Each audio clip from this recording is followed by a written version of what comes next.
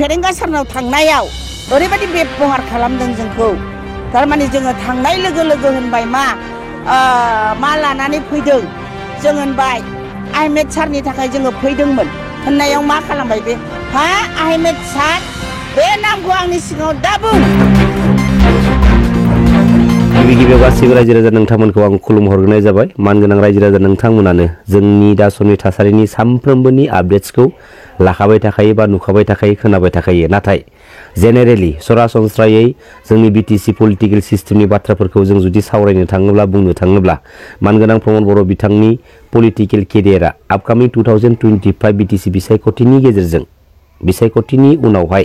जोबस्रांलांसिगोन नामा बा जोबस्रांलांनायनि लामायाव फैबाय नामा बेफोरबायदि गोबां रोखोमनि गोबां बाथ्राफोरखौ लानानै सावरायलायबाय थानाय बुंबाय थानायखौ जोङो दिनैनि बे स्टेजाव खोनानो मोनो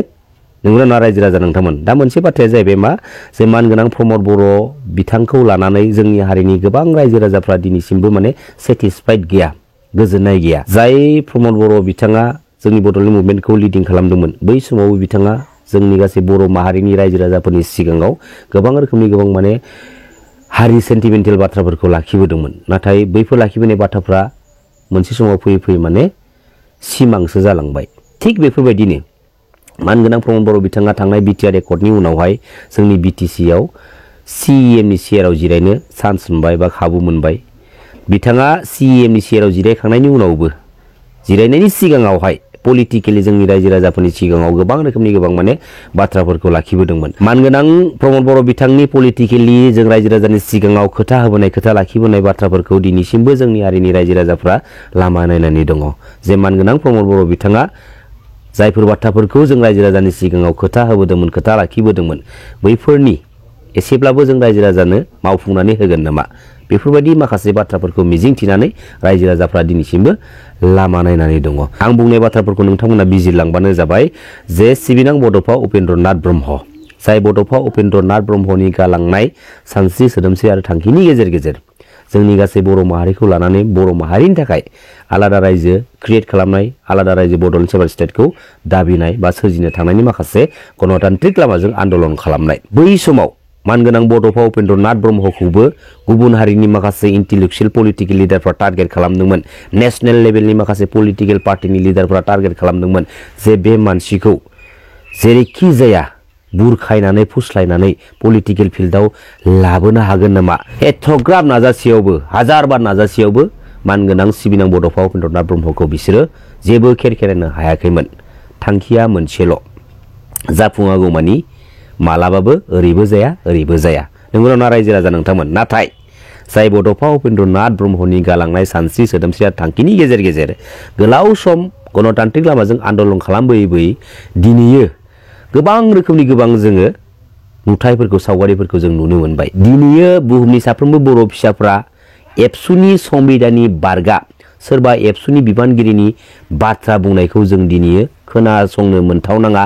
बुंनायखौ जोङो नुथावनाङा बेफोरबायदि बाथ्रा बुंनायखौबो जों नुनो मोनदों नाथाय फैयै फैयै एबसुनि दानि आफादगिरि मानगोनां दिपेन बर' बिथां जेरावनोखि मानगोनां दिपेन बर' बिथाङा एबसुनि आफादगिरि मासियाव जिरायनानै जोंनि गासै बर' माहारिखौ खावलायो अर्डार होयो बिथोन होयो जे सोरबा गुबुन हारिनि सयखियानो भट थुनानै देरहासार होहरनांगौ देरहासार खालामहोहरनांगौ जोंनि बर' हारिनि माखासे प्रब्लेम इस्युफोरखौ मावफुंहोनो थाखाय मावनांगौनि थाखाय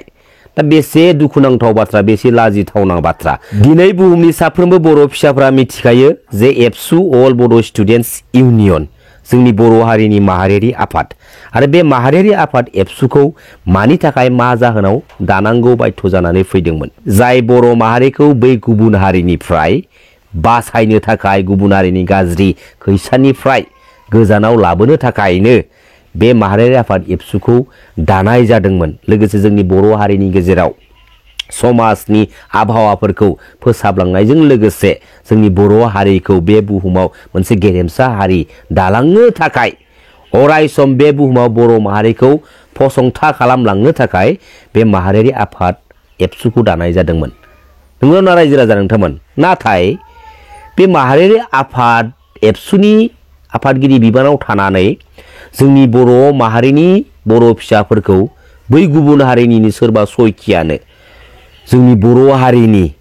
प्रब्लेमफोरखौ जेंना जेथोफोरखौ सुस्रांनो थाखाय खामानि मावनांगौनि थाखाय बे गुबुनारिनि सोरबा सयखियानोसो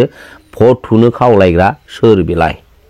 सोर बियो बे माहारियारि आफादनि आफादगिरि बिबानाव थानानै खावलायग्रा सोर बियो बे बाथ्राखौ बुंनायनि सिगां मानो हाजार बार सानग्रोदिया बिराद इजि मोनदों नामा बे माहारियारि आफादा बिमा बिफानि गालांखानाय सम्पति बायदि मोनदों नामा गोसो जाबानो जानला मेला बाथ्रा बुंनाय जों रायजो राजानि सिगाङाव मोनदो दा मोनसे बाथ्राया सिदा बाथ्रा थोंजों बाथ्राखा सोरबा माहारियारि आफादनि बिबान लानानै सोरबा पलिटिकेल लिडारनि खिबु उनाव थाखोमानानै पलिटिकेलि खामानि मावखुमाबाय दंबा आरो माहारियारि आफादनि पावारखौ बै लिडारनि पलिटिकेल केरियारखौ गोख्रों खालामनो थाखाय मावनानै हैबाय दंबा मोजाङै थाखा फैबाय थानाय समाव जुदि फोरमान मोननांगौब्ला मिथिबाय गोसो बायदि नङा रावनिबो बिमा बिफानि सम्पति नङा बियो साफ्रोमबो बर' फिसाफोरनि सो सम्पति नोंनाव रायजो राजा नोंथांमोन लोगोसे मोस्ट इम्पर्टेन्टलि गिबि खेबनि थाखाय मानगोनां हाग्रामा महिला साननि खुगायाव नैबे बाथ्राया फैदों जे जोंनि बिटिसि बाजेटआव जेसेबांखिनि बाजेटफोरा सेंसन जानानै फैयो जोंनि साफ्रोमबो सुबुंफोरखौ लानानैसो बेसेबां पपुलेसन दं बै पपुलेसननि लेखा बायदियैसो बिटिसिनि बाजेटआ बिटिसिनि जानानै फैनाय रां बाजेटआ सेंसन जानानै फैयो बेखायनो जों साफ्रोमहाबो मोन्थाय दङ जों साफ्रोमबोनि बेसेनखौ लानानैसो दिनैयो जों बेबायदि स्टेजआव स्टेन्ड जानो हादों बेखायनो सोरबा लिडारनि सोरबा दैदेनगिरिनि एसे ओरै जानायखौ जों नुयोब्ला सिदा जोंहा अबजेक्सन हमनो हानाय मोन्थाय दङ बाथ्रा बुंनो हानाय जोंहा राइट्स दङ फैदो बिदिब्ला नोंथांमोना मानगोनां प्रमिला रानी मेडामनि मोनसे बिबुंथि लोगोसे मानगोनां हाग्रामा महिला साननि मोनसे बिबुंथि नोंथांमोना कमप्लिट खोनासंजोबबानो जाबाय गोजोन्थों आङो खाम्फा बरगयारिजों इलेक्सन गेलेनायनिफ्रायनो लोगो हमाखै दा बिथाङा सानमारदोंना सानमाराखै आं मोनथिया रायलायनायबो जायाखै दा मा ग्राउन्डआव खाम्फा बरगयारिया दस्रा दोलोआव जगदान खालामनायनि लाहार फाहार खालामदों बेखौ माने खोनानोसो मोनदों खिन्थु आं डाइरेक्टलि बिथांजों रायलायाखै रायलायाग्रा आं जेबो मिथियाग्रा बेखायनो आंहा बुंनो गोब्राब आरोखि दा खोनादों आंबो नोंथांमोना जेरै खोनादों आंबो बेबायदिल' खोनादों आरोखि आङो बिथं भाबै मोनथिनोबो थाङाखै दा दिनैसिमबो जिहेथु थाङाखै आरो बयबो बेखौनो होनलायलायदों थांनोबा मानो फिरफिलाखौ बिरहोबाय थादों बेबो मोनसे रहस्य गोनां बाथ्रा आरोखि थांनो लुबैदोंबा बिपिएफखौ गाज्रि मोनदोंबा बे फ्लेगखौ बोख्लायनांगौमोन ना बेखौथ' बोख्लायाखै गावनि न'आव गायनायखौ बिसिबा गिदिर फ्लेग बिरगासिनो दङ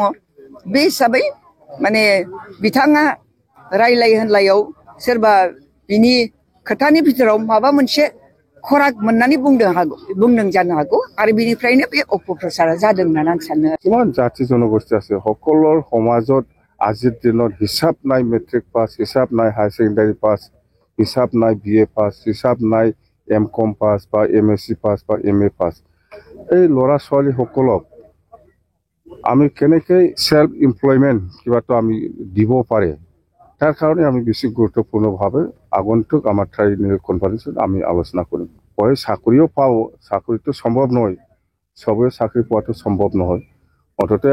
আগন্তুক দিনত চৰকাৰ অহাৰ পিছত আমি খুব সিস্টেমেটিকেলি আমি কাম কৰিবৰ কাৰণে হাতত লৈছোঁ অন্ততে আমি চৰকাৰ আহক চৰকাৰ আহিলে আমি এইবিলাক কাম কৰিম প্ৰমোদ বড়োৱে আজিৰ দিনত 5টা বছৰৰ যেটো পইচা ইনষ্টলমেণ্ট 5 বছৰৰ যেটো টেনৰ পইচা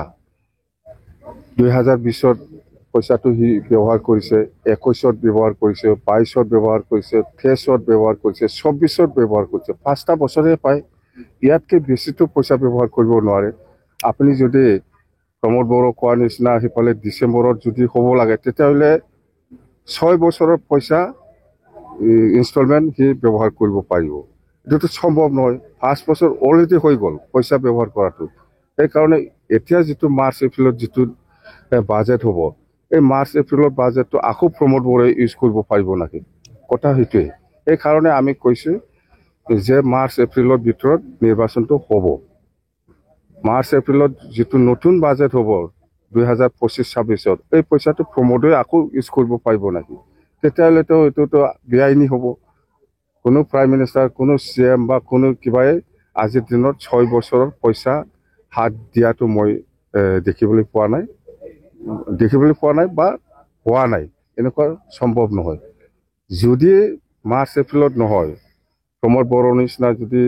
ডিচেম্বৰত হয় প্ৰমোদ বড়ো কোৱাৰ নিচিনা ডিচেম্বৰত যদি হয় তেতিয়াহ'লে এই পইচাটো বাজেটত সোমোৱাটো বাদ দিব লাগিব ষ্টেট গভৰ্ণমেণ্ট বা দিল্লীয়ে গোটেই অসমৰ পপুলেশ্যনটো লৈ পেলাই দিল্লীয়ে বাজেট দিয়ে অসমত বাজেট দিব অসমে কোনটো কাউন্সিলত কিমান দিব লাগে সেইটো বাজেট কৰিব তেতিয়াহ'লে এই BTC 2025-26ত বাজেটটো তেতিয়াহ'লে অসম চৰকাৰে বাদ দিব লাগিব এটোতো সম্ভৱ নহয় কেনেকৈ বাদ যাব কেনেকৈ গেপ ৰাখিব সেইকাৰণে মই কৈ আছোঁ যে মাৰ্চ এপ্ৰিলত হোৱাটো সম্ভাৱনাটো বেছি আৰু হ'ব লাগে আইনগতভাৱে আমি কৈছোঁ যে 2025ত মাৰ্চ এপ্ৰিলত নিৰ্বাচনটো হ'ব লাগে প্ৰত্যেকটা জিলাৰ প্ৰিপাৰেশ্যন ভাল প্ৰাইমাৰী লেভেল হওক ব্লক লেভেল হওক বিৰাট ভাল প্ৰিপাৰেশ্যনটো দেই প্ৰমোদ বড়োৱে যিটো ভিজন ডকুমেণ্ট এই ভিজন ডকুমেণ্ট যিমান নবনাওক কিয় আগতো বনাইছিল সি বহুত কাম কৰিবৰ কাৰণে মেলা ভিজন ডকুমেণ্ট বনাইছিল প্ৰচাৰ কৰিছিল এটাওতো কাম কৰা নাই সি আৰু আজি BTC অঞ্চলৰ সকলো জাতি জনগোষ্ঠীক লৈ পেলাই কি কাম কৰিম ইয়াৰো ভিজন ডকুমেণ্ট বনাই আছে বুলি কৈছোঁ বনাওক কোন জাতি বিশ্বাস কৰিব তাক আজিলৈকে এটা জাতিৰ কাৰণে কাম কৰা নাই সি দেই থেংক ইউ